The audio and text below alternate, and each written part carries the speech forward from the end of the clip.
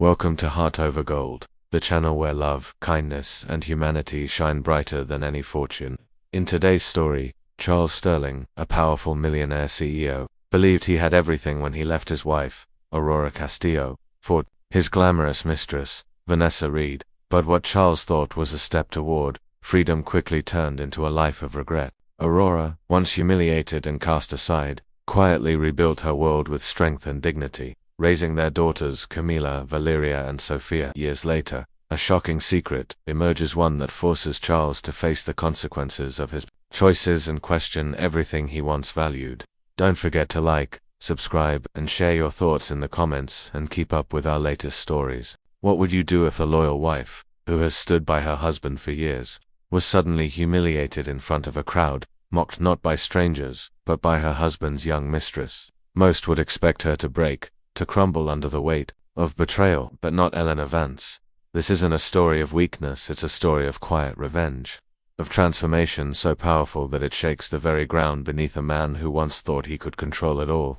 You are about to step into the life of a woman who everyone dismissed as too plain, too soft, and too outdated. Yet when the cameras flash and she makes her move, everything changes. The scene begins at the Grand Sterling Hotel in New York City, a place where elegance drips from every chandelier and ambition fills the air like perfume. The heart of the City Gala is no ordinary event, it's the crown jewel of the city's social calendar. Tonight, crystal chandeliers sparkle like frozen waterfalls, glowing above tables stacked with flowers so expensive they could pay a family's rent for months. The air hums with chatter, laughter, the clink of champagne glasses, and the soft music of a string quartet in the corner. It is the perfect stage for both triumph and humiliation. Through this glittering crowd moves Eleanor Vance, a woman whose name is known, though rarely spoken, with awe. At 42, Eleanor is still striking in her own way. Her honey blonde hair is swept into a simple but elegant bun, her sapphire silk dress 3 seasons old drapes gracefully over her frame, in a sea of feathers, sequins, and plunging gowns. She is timeless, though easily overlooked. She knows this. Most nights she accepts it, but tonight feels different. Her husband, Richard Vance, owns the room as if it were built for him. Dressed in a perfectly tailored Savile Row suit, he commands attention with booming laughter and a smile sharp enough to cut glass. His empire, Vance Developments, towers over the city in steel and glass, just like he towers over conversations with investors. Yet that smile, once hers, alone is now aimed elsewhere. Across the ballroom, Eleanor sees her replacement, Luna, 26 years old, glowing in a gold sequin gown that hugs every curve. Luna shines under the lights, not unlike the social media cameras that made her famous. A reality TV star, an influencer, a woman whose career is built entirely on being seen. Her laughter is loud, her movements calculated to draw every eye. And there she stands, clinging to Richard's arm as though she belongs there. Everyone knows the truth: she isn't just his date, she's his mistress. The worst kept secret. In the city's social circle, Eleanor's hand tightens around her clutch. She hadn't wanted to be here tonight, but Richard had insisted. It's for the children's hospital, Eleanor. We need to show a united front, he'd said in his polished marble voice, even as his eyes drifted down to his phone, probably to text Luna, so she came, playing her role. As she always did, she drifts from group to group, exchanging pleasantries, smiling where needed, nodding at familiar faces. Eleanor, you look lovely, Margaret says, dressed in a flurry of expensive ruffles. Eleanor smiles back warmly. Margaret is one of the few she genuinely likes. But Eleanor's eyes keep returning to Richard and Luna, who are now surrounded by his most important investors. Among them, the formidable Mr. Kagayama, a Japanese business tycoon. Richard gestures dramatically, telling a story, while Luna hangs on to him with an expression of worship. It is all theater, and a convincing one. A dull ache builds in Eleanor's chest. The affair itself no longer shocks her, as she has lived with it long enough. What cuts deepest is the shamelessness of it all. Richard doesn't just betray her, he parades his betrayal for all to see. And worse, he dares her to challenge him. Knowing she won't, then it happens. Luna's cat-like green eyes catch Eleanor's across the room. A slow, mocking smile spreads across her lips before she leans to whisper in Richard's ear. Seconds later, laughter erupts. Eleanor forces herself to turn away, but the next blow lands harder. From a nearby group, Luna's voice rings out, sharp and clear. Can you believe it? She looks like she walked straight out of a 2010 catalog. Chuckles. Follow this is the heart of the city gala, not some suburban book club. Poor Richard, he has an image to protect. Shame his wife doesn't seem to care. The words slice through Eleanor like a knife. They are not just insults, they are a declaration. She is unworthy, outdated, irrelevant. The woman who supported Richard's empire, who remembered every client's favorite wine, who held his hand through financial storms now, reduced to a joke by the woman who shares his bed. Eleanor's cheeks burn. Every muscle in her body demands she march across the room, tear that smug look from Luna's face, scream at Richard for letting it happen. But she doesn't. She swallows the fury, straightens her spine, and slips quietly to the terrace. The night air cools her flaming cheeks. Central Park sprawls in the distance, dark and mysterious beneath the glowing city skyline. She grips the stone railing with trembling hands. She has been a fool. Her dignity, her silence, her loyalty had not been seen as strength. They had been mistaken for weakness. 10 minutes later, Richard finds her. There you are, he says lightly, as if nothing has happened. Kageyama is about to leave. I want you beside me when I say goodbye. Eleanor turns, her eyes cold. I heard what Luna said, Richard. For the first time, he looks uneasy, tugging at his tie. She's young. She doesn't understand our world. Don't take it so seriously. The nuance where your mistress humiliates your wife in public while you're closing a deal. Is that in the handbook, Richard? She fires back, her voice low and sharp. Oh, for God's sake, Eleanor, don't be dramatic. It was a silly comment about a dress. A dress. The words almost make her laugh. That is what he thinks this is about. He offers her money casually, like tossing scraps to silence a beggar. He doesn't see her pain. He doesn't even see her as a partner anymore. To him, she is just another asset, one that has lost its shine, and in that moment, something changes. Inside her, the pain hardens, sharpens, crystallizes into purpose. He is right, it isn't about the dress. It's about everything it represents. His arrogance has just handed her the weapon she needs. She smiles faintly, her voice steady. You're right, Richard. It's just a silly comment about a dress. He relaxes, completely misreading her tone. He thinks he has one. He doesn't know he has just unleashed something he cannot control. That as they return to the glittering ballroom, together, presenting the perfect picture of a united couple, Eleanor makes a silent vow. She will not walk away. Not yet. That would be too easy, too predictable. No, she will play the role until she is ready. And when the time comes, she will become the woman Richard cannot afford to lose, and the woman Luna will never be. The game has begun. Eleanor Vance is about to rewrite the rules. He had taught her how to read a balance sheet, and more importantly, how to understand that true power rarely shouts. Elolana began to meticulously untangle her own finances from Richard's labyrinthian empire. Over the years, Shehad paid little attention, allowing him and his army of accountants to manage everything. Now she examined every statement, every trust, every investment vehicle that bore her name. She discovered that thanks to a shrewd prenup agreement her father had insisted upon and several inheritances she had received, she was more independently wealthy than Richard likely remembered. She wasn't just a dependent, she was a silent partner. Her second step was a phone call, not to a friend for a tearful lunch, but to a number she hadn't dialed in over a decade. Antoine, she said, her voice soft and sure. It's Eleanor. Eleanor Vance on the other end of the line, in a chic Parisian workshop. Antoine Laurent Onoff, the world's most revered and reclusive couturier, paused his sketching. He remembered Eleanor not as wife of a brash American mogul, but as the daughter of his old friend, a young woman with an innate, quiet understanding of style that was a rarity. Eleanor, he said, his voice warm with surprise. Ma chérie, it has been too long. What can I do for you? I need a dress, Antoine, she said simply. No, I need more than a dress. I need armor. Intrigued, Antoine listened as Elilana explained not the sordid details of her husband's affair, but the essence of her goal. She didn't talk about revenge or humiliation. She talked about reclamation, about presence, about making a statement without uttering a single word. She was not a scorned woman. She was a patron with a vision. It was a language Antoine understood perfectly. I'm not interested in what is in season, Eleanor concluded. I'm interested in what is timeless. Leave it to me, Antoine said, a creative spark igniting. I have an idea. Something transporty. He told her he would fly to New York for a private consultation the following week. The last piece of her initial strategy was the most crucial. Elena knew that a new dress, no matter how spectacular, would be just a fleeting spectacle without the right narrative. She needed to control the story. For this, she went to the best. He secured a meeting with Sylvia Vance, the head of Vance communications APR firm so exclusive and effective, it was known in media circles as the Queenmakers. Sylvia was a legend, sharp, impeccably dressed, and notoriously selective with her clientele. She didn't handle scandals, she built legacies. They met at a discreet tea room at the Grand Sterling. Sylvia, with her severe black bob and penetrating stare, listened intently as Eleanor laid out her situation. Once again, Eleanor was strategic. She painted a picture not of a marriage in crisis, but of a woman at a crossroads. For 15 years, I have been Mrs. Richard Vance, Eleanor explained, her hands resting calmly in her lap.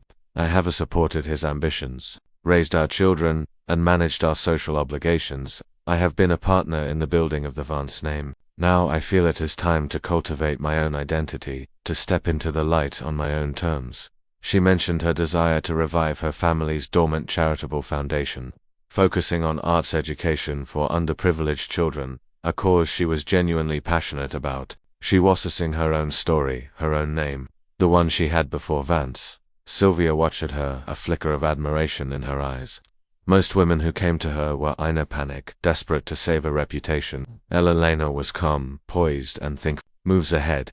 She wasn't asking Sylvia to clean up a mess. She was inviting her to build a monument. And Richard? Sylvia asked, her voice neutral. What is his role in this evolution? Richard, as always, is focused on his business, Eleanor said with a small, enigmatic smile. He thinks me world is very small. He has no idea of the magnitude of my plans. He thinks me greatest ambition is to redecorate the summer house in the Hamptons. Sylvia's lips curled into a very conspiratorial smile. Men like your husband often suffer from a lack of imagination when it comes to their wives. She observed, they see the woman they married 20 years ago, not the woman she has become. So you want to launch your foundation and you want to do it in a way that is impossible to ignore. Exactly. Eleanor confirmed that the annual Modern Masts Gala at the Met is in 6 weeks. Sylvia said, her mind already at work. It's the most photographed event of the spring season, more press than the heart of the city. Gala by a factor of 10. Everyone who matters in art, finance, and media will be there. That will be our stage. A plan began to form between them, a carefully orchestrated campaign of whispers and strategic leaks. They would plant stories in the right columns, not about the affair, but about the resurgence of Eleanor Vance. Stories about the revival of her family's philanthropic legacy, about her passion for art, about her quiet influence. They would build her piece by piece, creating a narrative so compelling that by the time she stepped onto that red carpet, she wouldn't just be Richard Vance's wife. She would be a force in her own right. When Eleanor returned to the apartment that afternoon, Richard was home early for once. He was on the phone, pacing the living room. No, Luna, you can't come, he was saying, his voice a low, frustrated growl. The Met Gala is a different beast. It's A-list only. Corporate tables. My toblies for investors. No, it's not about you. It's about business. Eleanor walked past him, a ghost in her own home. He barely glanced at her. He was too busy managing his mistress. He was so focused on the loud glitter of Luna that he didn't notice the quiet tectonic shift happening right beneath his feet. The wife he took for granted was silently sharpening her weapons, gathering her allies, and preparing to step onto a stage he couldn't control. The 6 weeks leading up to the Met Gala were a masterclass in subtlety. While Richard was consumed by the final, frantic stages of his deal with Mr. Kogayama, a deal, Eleanor knew, was becoming more complicated than he let on, she was quietly building her coalition. This wasn't it, a war that would be won with shouting matches in their marble foyer, but with discreet lunches, rekindled friendships, and the slow, steady drip of information into the right channels. Her first and most important alliance was with a woman named Beatrice Dubois, the widow of a French diplomat and a revered figure in the art world. Beatrice was the cousin of Antoine de Couturier, a woman who moved with the quiet authority of someone who had seen empires rise and fall over cocktails. She had been a dear friend of Eleanor's mother, and Eleanor had always admired her wisdom and her encyclopedic knowledge of New York society. They met at a bastion of old-world charm that felt a world away from the trendy, transient spots Luna frequented. Over glasses of Sancerre, Eleanor laid out the entire story, holding nothing back. She spoke of Richard's affair, of Luna's public, and of her husband's profound underestimation. Beatrice listened, her elegantly wrinkled face betraying nothing but thoughtful concentration. When Ilalana finished, she reassured across the table and patted her hand. My dear, she said, her voice a low cultivated murmur. Men like Richard Vance build their worlds on their foundation their wives provide. They become so accustomed to this, they forget the foundation is there until it cracks. She took a sip of her wine. So, you're not just redecorating the house, you're rebuilding it on your own terms. I approve. Beatrix's approval was more than just a comfort, it was a key. It opened doors that had been closed to Eleanor for years. Doors Helena hadn't even realized she wanted to walk through. Suddenly, Eleanor was co-hosting a private exhibition at a Chelsea gallery, being reintroduced by Beatrice to museum curators, artists, and most importantly, the old money philanthropists. Of Thesites' elite, the very people whose respect Richard craved but could never fully command. They saw in Eleanor not Richard's appendage, but the daughter of a man they had respected and a woman of substance in her own right. They talked about her revitalized foundation, the Vance Foundation for the Arts, with genuine interest. Her passion was authentic, her knowledge of art history was deep. She was not a bored wife looking for a hobby. She was a serious person with a serious mission. Meanwhile, Sylvia Vance and her team worked their media magic. There were no juicy leaks about the affair. That would have been too crude, to Luna style. Instead, a different narrative began to take shape. A small piece appeared in the style section of a major newspaper about the resurgence of discreet luxury and intellectual philanthropy, subtly contrasting it with the louder, more theatrical charity of the new money crowd. Elena's name was mentioned as a prime example of the former. Antithetical profiled legacies, the children of prominent families who were reviving their parents' charitable work. The Vance Foundation was highlighted prominently with a quote from Ilana about her father's belief that art is the conscience of a city. There was no photo of her, only her words, which gave them more weight.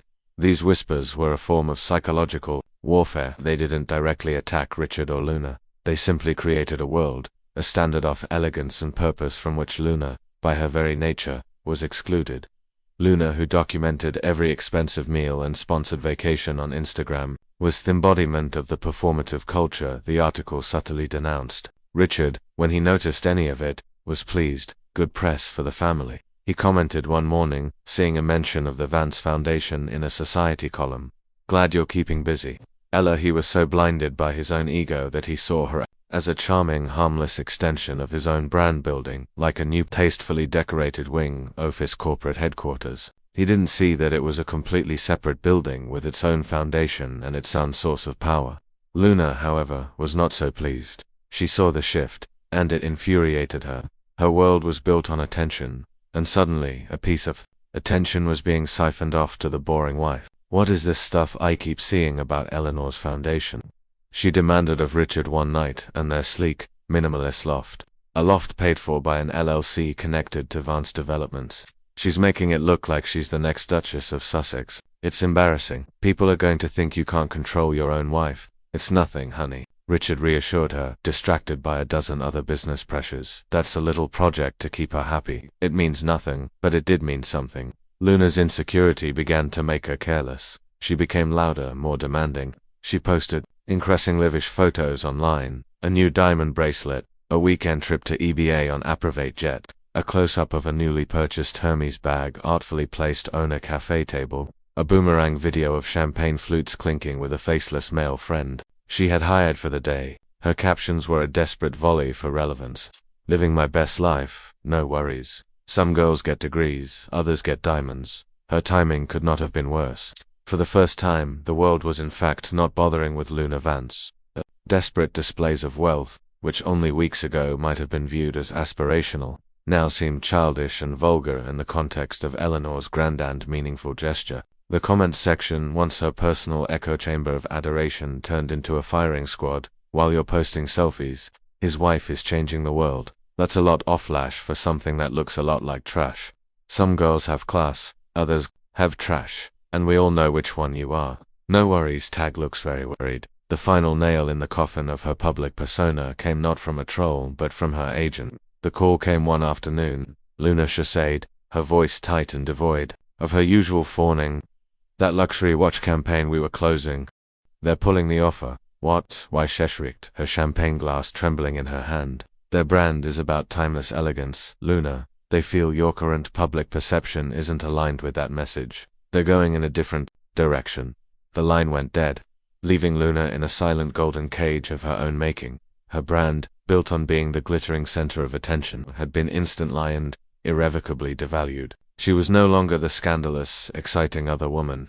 She was just the tacky mistress of a man whose wife had just become a legend. For Richard, the consequences were more immediate and far more serious. He walked into a follow-up lunch with Mr. Kageyama and his team, expecting to finalize logistics. Instead, he found Eleanor already seated at the table in deep conversation with Miss Kageyama. Mr. Kageyama had specifically requested her presence. The atmosphere was palpably different. The conversation was not of concrete and steel, but of art and legacy. Mr. Kageyama turned to Eleanor. My wife was just telling me about your foundation's focus on preserving traditional art forms among the young. It is a subject very close to my heart.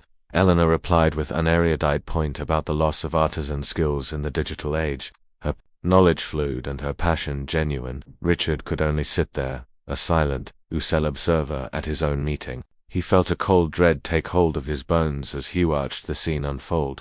He had always presented himself as the lone wolf, the singular genius behind this empire.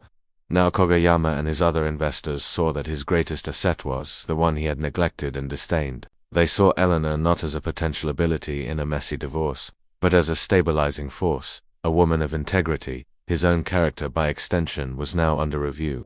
His reckless affair was no longer a private matter. It was a blatant business. Risk. Your wife is a formidable woman, Vance, Kageyama said to Richard later as they were leaving, his words a perfectly polite dagger. The strength of a company is not only in its balance sheet, but in the character of its leadership, in all its leadership. The social snub was swift and brutal. It was not a formal decree, but 1,000 teeny cuts. He called his regular golf partner, a man he had known for 20 years, only to be met with a flimsy, unbelievable excuse about a bad back. Invitations to private dinners and weekend getaways simply stopped arriving. The wives of his friends and business partners, who had once tolerated Luna's presence with forced smiles, now greeted him with an icy courtesy before turning away. They had unequivocally sided with Eleanor. She hadn't asked them to. She didn't have to. Her actions had spoken for her, and they had all heard the message. Eleanor Vance was a woman to be respected. Richard, for the first time in his life, felt powerless. He tried to confront Eleanor at their apartment that night. The space, once a monument to his success, now felt like her sovereign territory. What was that, Eleanor? He demanded, trying to summon his old thundering authority. But his voice was hollow, a ghost in the vast living room. What the hell was that whole performance? Eleanor looked up from a foundation proposal she was reviewing, her expression as placid as a deep lake. The performance, her voice was even and cold, was me reminding you and everyone else who I am. I am not just your wife, Richard. I am the daughter of Robert Vance. I am a partner in this life, Webet, and I will not be dismissed or disrespected. Not by you, and certainly not by your mistress. You went behind my back. You're allying with my rival, Mark Santos. He spat, his face blotchy. I built a board of directors for my foundation. She corrected him gently. The correction itself was a demonstration of power. Mark Santos, despite your history, understands the importance of civic duty.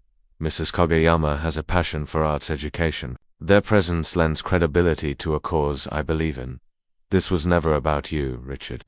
You simply assumed the world revolves around you. That has always been your problem. He stared at her, finally seeing the depth of his folly.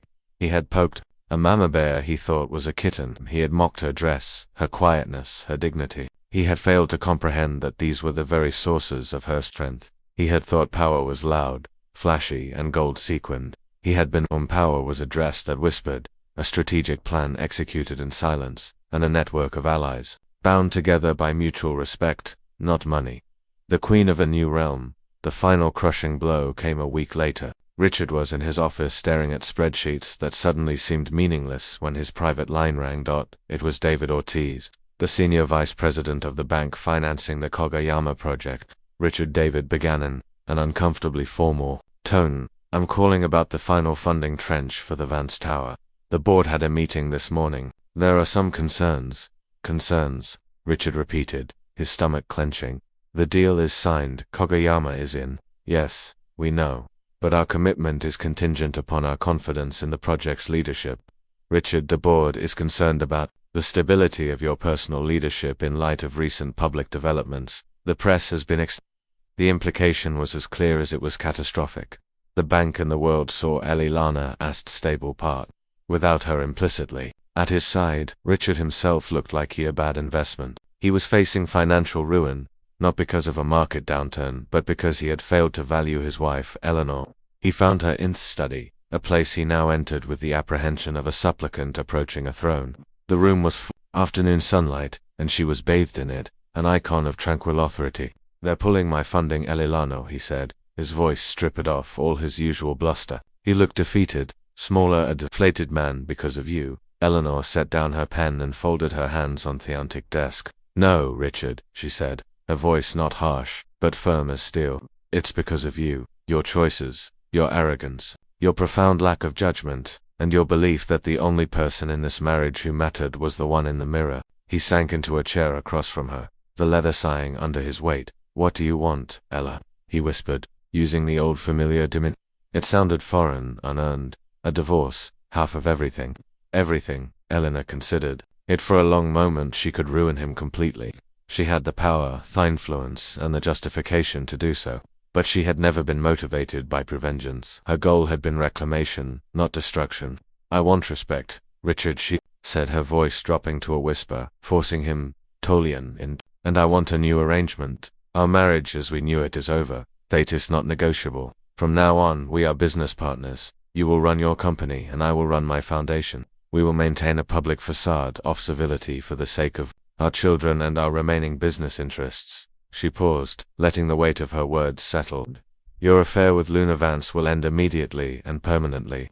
You will provide a generous but final settlement, the terms of which my lawyer will draft. It will include an unbreakable non-disclosure agreement.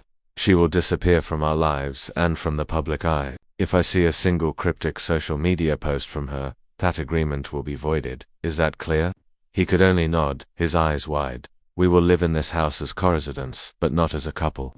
We will attend important events together when necessary as partners in Vance developments, but our private lives will be completely separate. These are my terms. They are not negotiable." Richard looked at the woman before him, poised, powerful, and in complete control, and he knew he had neither option. He had lost. He had been so busy disdaining his wife, so confident in her meekness, that he had never seen her rise above him. He nodded slowly, the architect of a crumbling empire, brought to his knees not by a market downturn or a corporate raider, but by the quiet, indomitable will-oft woman whose dress he had let his mistress laugh at. Elilano Vance had not just won the battle. She had redrawn the entire map of their world, and in this new world, she was and would forever be the queen. Eleanor's story is a powerful reminder that true strength isn't about being the loudest voice in the room. It's about quiet confidence, strategic thinking, and knowing your own infinite worth. She transformed Edemiolian into empowerment, and gave everyone who underestimated her a lesson they would never forget.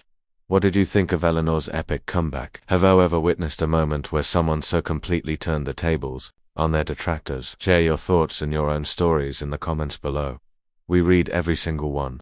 If this story of drama and triumph captivated you, please like this video and share it with someone who needs to be reminded of their own power. And don't forget to subscribe to their channel and hit the notification bell so you don't miss another ammoing real life